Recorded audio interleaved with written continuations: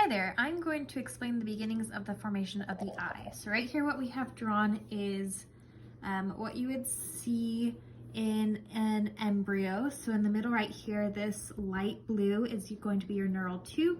On the outside we have our mesoderm, which will become mesenchyme, and these are somites. And then at the very edge we have our surface ectoderm. So this is towards the cranial end of the embryo, and I'm just going to take these last few, in fact maybe just this last one, and it's going to become the brain.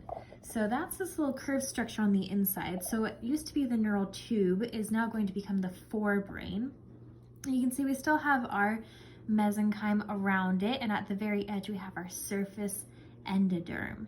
And what used to be the neural tube at the very edge is what we are going to call the neuroectoderm of the forebrain, because if you remember, the neural tube formed from ectoderm at the very beginning, which sank down into the mesoderm, formed the tube, and now it's neuroectoderm. So at day 22, we're going to start to create this optic groove. So what that is, that's the neuroectoderm that's going to start to push towards the surface ectoderm. So you're going to form these grooves that are pushing out that way.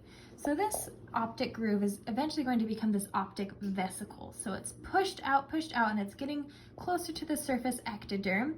And the cavity of the optic vesicle is continuous with the cavity of the forebrain. So the neuroectoderm of the forebrain is continuous with the ectoderm of the optic vesicle. So it's all just one continuous section. But it's going to get to the point where it's going to form an optic stalk. So it keeps stretching and stretching and stretching and stretching, and pretty soon we have this very thin connecting stalk between the forebrain and the optic vesicles, and that's called the stalk. This stalk forms around day 24, and once this optic vesicle reaches the surface ectoderm, that's going to induce it to create the lens placode, and we'll see why that's important in just a minute.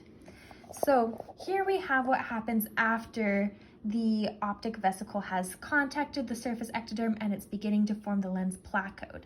Lens placode is just the thickening of the surface ectoderm, and it's going to do something very similar to what we saw with the neural tube, where it thickens and it starts to invaginate a little bit. That space right there where it's starting to invaginate and dig into the embryo, that's called the lens pit. So just on the distal side of the embryo, and it's going to keep going inwards, and eventually it's going to go completely inwards, and the same thing as the neural tube, it will invaginate and then break off from the rest of everything else, and it is now called our lens vesicle. So that's going to become the lens of our eye, and the back portion of the lens vesicle, the posterior portion, is going to become the primary lens fibers, and those fibers are going to help it look nice and round and keep its shape. This, what used to be the optic vesicle, that's now kind of cupping the lens vesicle, that's now called the optic cup. And then the surface ectoderm just is continuous.